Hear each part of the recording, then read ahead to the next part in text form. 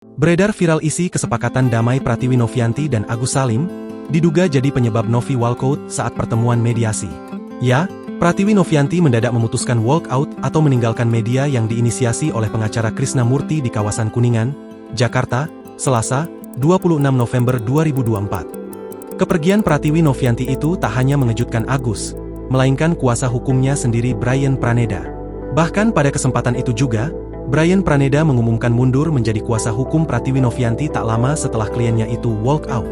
Terkini, Denny Sumargo mengungkap alasan Pratiwi Novianti tidak menandatangani kesepakatan dalam mediasi dengan pihak Agus Salim hingga memilih walk out. Densu memperlihatkan isi kesepakatan yang menguntungkan untuk Agus dan keluarganya. Dalam klausul tersebut, Pratiwi Novianti diminta sepakat untuk menggalang donasi lagi jika uang itu habis.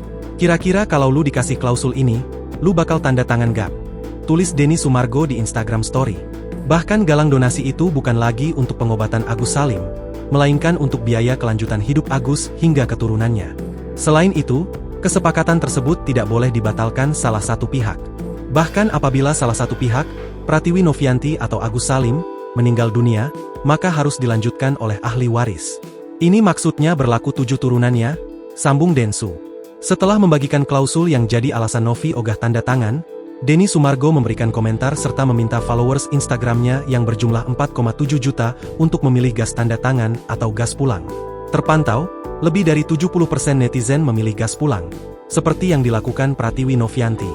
Di sisi lain, Denny Sumargo juga menyoroti klausul yang menurutnya lebih menguntungkan pihak Agus Salim itu.